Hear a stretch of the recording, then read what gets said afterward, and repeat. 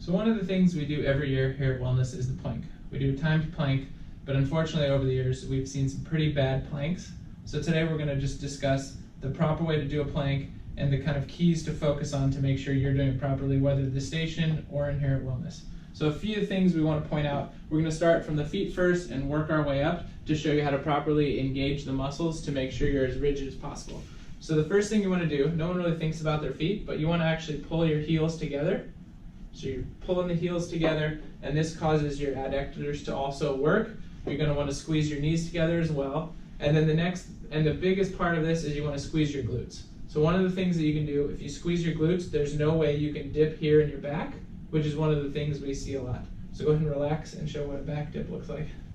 So this is what we see a lot. This puts a lot of stress on your vertebrae, a lot of pressure in those discs, and it's really bad for your back in the long run. But if you squeeze your glutes, there's no way that this can become a thing.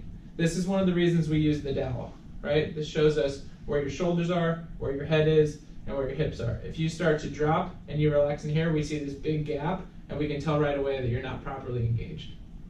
Let's move to the upper body. Go ahead and relax for a second.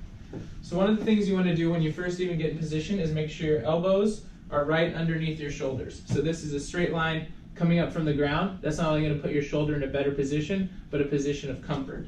So go ahead and get into the position. So notice the straight line. And another thing you want to do is you don't want to sink into your shoulders. So you want to kind of push the floor away from you so you're protracting your shoulders. See how she has a nice rounded back? If you relaxed and let your shoulders take all the weight, your scapula would actually get retracted, they'll pull onto each other, and now you're essentially just jamming the head of your shoulder up into the joint, which is going to give you some discomfort. The other thing you don't want to do, go ahead and relax and reset, put your arms out farther ahead of you. Go ahead and go into a plank, is get your arms out too far. You see how this isn't even? So what you have to do here is engage your lats a bunch. So if you've ever done planks for a period of time and said, wow, that really hurt my shoulders, it's probably because your elbows were too far forward and you needed too much lat engagement just to stabilize your shoulder. Go ahead and relax. And the last thing we'll talk about is your neck. So the neck, we see a lot of strained necks. We see a lot of rounding that's a little too aggressive. So go ahead and get in a plank again. So another reason we have the dowel here is this should all come in contact. So if your head's too high, you're not going to get contact here. So you want to bring it down and you're going to be looking right between your hands. See, as soon as she did that, now we have our 3 points of contact again, and you're not going to strain your neck while you're doing that plank. Go ahead and relax.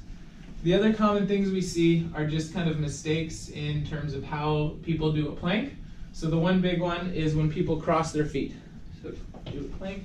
So people will tend to do this. This is okay temporarily if you're just getting in a position of comfort, but what happens over time is you're going to asymmetrically load your hips. So you're working a lot harder on this side than you are on this side, and your whole pelvis is off balance. So if I were to put the dowel here, I can see exactly where that one's going.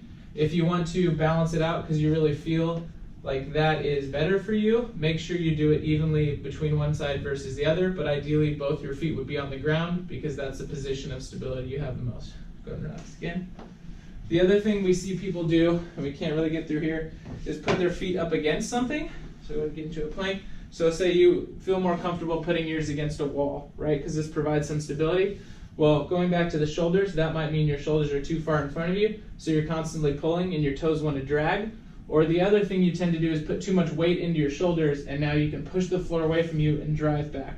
Ideally in a plank, your feet and your elbows should both be your main points of stability with everything going straight down. Go ahead and relax. So those are the keys to doing a plank. So hopefully next time in the strength room, you'll have not only a 3-minute plank, but one that looks really good.